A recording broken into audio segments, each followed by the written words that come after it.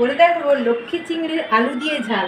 আর এই সব চিংড়িকে বলে আমাদের এখানে লক্ষ্মী চিংড়ি। সবার প্রথমে নুন হলুদ দিয়ে মাখিয়ে রাখতে হয়। আগে থেকে আমি নুনটা মাখিয়ে রেখেছিলাম, এখন ভাজার সময় আমি হলুদটা মাখালাম। তেল গরম করতে দিয়ে দিয়েছিলাম। এবারে চিংড়ি মাছ লক্ষ্মী চিংড়িটাকে তুলবো।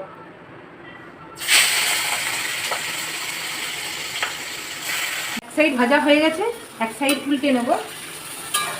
এই দেখুন, চিংড়ি মাছটাকে একটু অল্প করে ভাজতে হবে, না হলে না শক্ত হয়ে যায়, ভীষণ শক্ত হয়ে যায়। বন্ধুরা, আমার ভাজা হয়ে গেছে, এবারে নামিয়ে নেব। দেখুন, এই রকম করেই ভাজতে হয়, আমি এই রকম করেই ভাজি। আপনারাও যদি কোনোদিন করলে এইরকমভাবেই ভাজবেন। গ্যাসটা অফ করে দিলাম।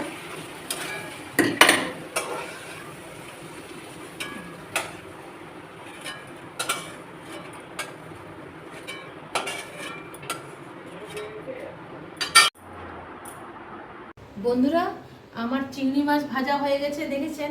এবারে আলু আর টমেটো, পেঁয়াজ, কাঁচা লঙ্কা কেটে নেব। এই যে পেঁয়াজ ছাড়িয়ে রেখেছি, এই যে কাঁচা লঙ্কা জলে রেখেছি, এই যে টমেটো। এবারে কেটে নেব আলুটা। আলুটা কেটে নিচ্ছি, লম্বা লম্বা করে কাটতে হবে। এই যে আলু কাটছি, এইরকম সাইজ করে আলুগুলো কাটতে হবে। একটু সরু সরু হলে ভালো কষা হয়, প্লাস সেদ্ধ হয় তাড়াতাড়ি, দারুণ লাগে। একটু কম তেল লাগে, সব রকম দিক থেকে একটু সুবিধে হয় এইরকম পাতলা পাতলা করে সরু সরু করে কেটে নিলে। এই দেখুন,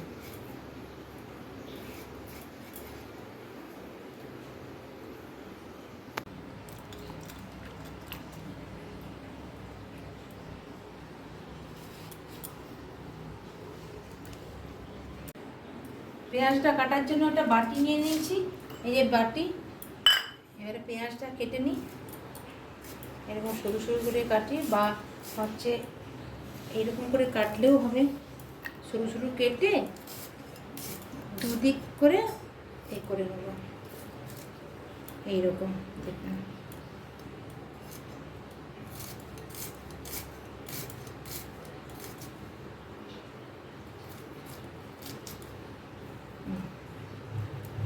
লঙ্কাগুলো এভাবে কেটেছি, একটু করে ফাঁক করেছি শুধু। এবারে টমেটো কাটবো।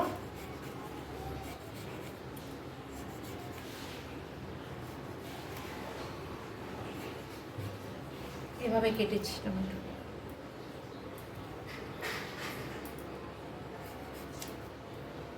এই যে তেল দিলাম,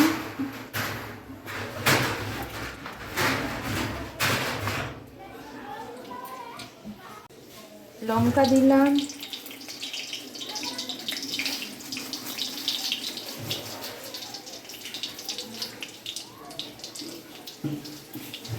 শুকনো লঙ্কা একটা দিতে হয়, শুকনো লঙ্কাতে রঙটা ধরে রাখে,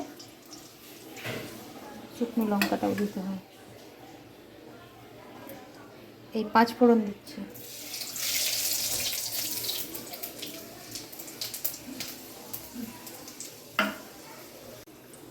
এই পেঁয়াজ দিচ্ছি,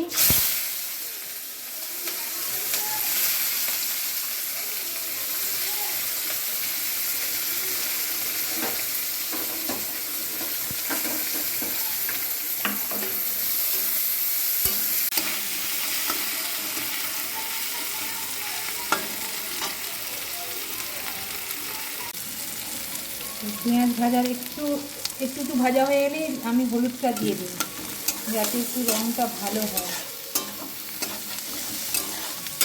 দিয়ে দিলাম।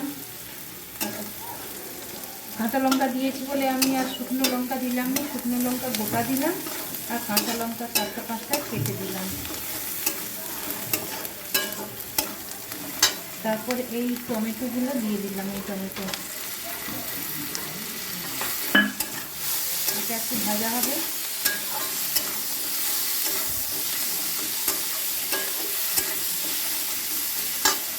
নুন দিলাম, ঠিক পরিমাণ মতো নুন দিলেন।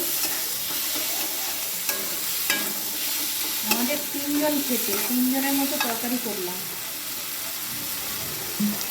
আমি, আমার মেয়ে, আমার ও মশাই। আর একজন ও মশাইয়ের বন্ধুর ছেলে আসছে আজকে। এই 4 জনের মতো মাপে তরকারি হবে। যার ঘরে যেরকম লোক তাদের ঘরে সেরকম।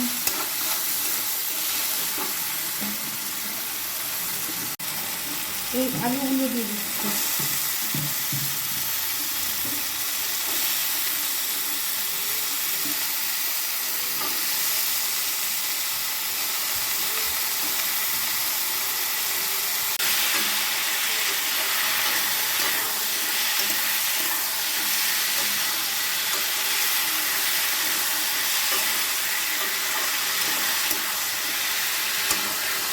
এতে সব রকম মশলা দিয়ে হবে, সব রকম মশলা দিয়ে আমি বানাই।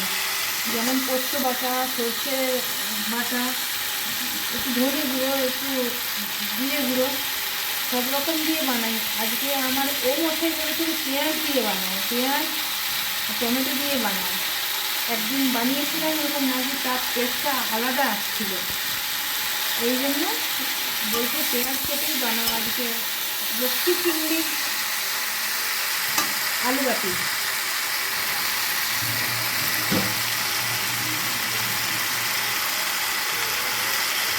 এই চাপা দিয়ে দিলাম, কিছুক্ষণ চাপা থাক।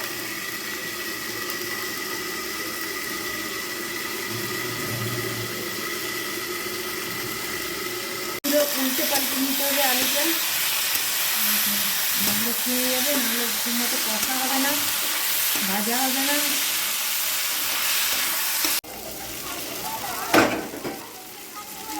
আবার আবার একবার উল্টে পাল্টে নিলাম। এবারে জল দিয়ে দিই। দেখুন কত সুন্দর ভাজা হয়েছে, কালারটা সুন্দর চলে যাচ্ছে।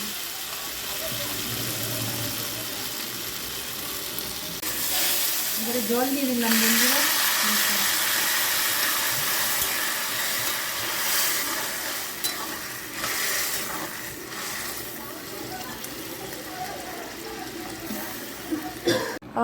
কি সুন্দর গন্ধ বেরোচ্ছে গো জেঠিমা, দারুণ গন্ধ বেরোচ্ছে। তাহলে খেতে না কত সুন্দর হবে বলো তো।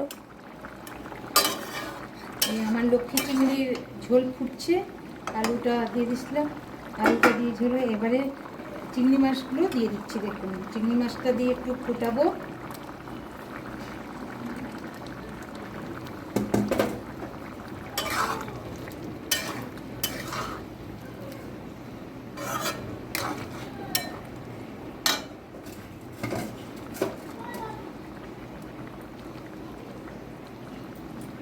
একটু ফুটুক, ফুটানোর পরে তারপর নামিয়ে নেব। চিংড়ি মাছগুলো ফুটছে দেখুন। যে যেমন চিংড়ি মাছ দিবে, যে যেমন তরকারি সেরকম চিংড়ি মাছ থাকবে। হ্যাঁ, কেউ মিষ্টি দিয়ে তরকারি মিষ্টি মিষ্টি লাগলে সেরকম খেতে ভালোবাসে। আমরাও ভালোবাসি, ভালোবাসি না তা নয়, আমরাও ভালোবাসি। কিন্তু আজকে আমি কোনো মিষ্টির পুরস্কার রাখছি না। কেউ যদি মিষ্টি দিয়ে খেতে চান, অল্প করে তরকারি অনুযায়ী দিয়ে দিবেন, চিনি দিবেন, ভালো লাগবে খেতে, আরও টেস্টি লাগবে।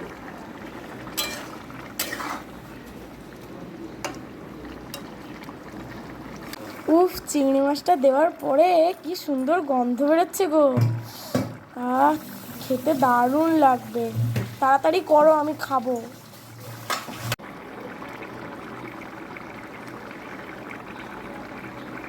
তো বন্ধুরা, তোমরা হয়তো ভাবছো আমি বানিয়ে বানিয়ে বলছি, কিন্তু না বন্ধুরা, দারুণ লাগছে। তো তোমাদের যদি বিশ্বাস না হয়, তোমরাও একবার বাড়িতে ট্রাই করতে পারো, তবেই তোমরা বুঝতে পারবে কতটা সুন্দর গন্ধ বেরোচ্ছে আর টেস্টটা কেমন হয়েছে।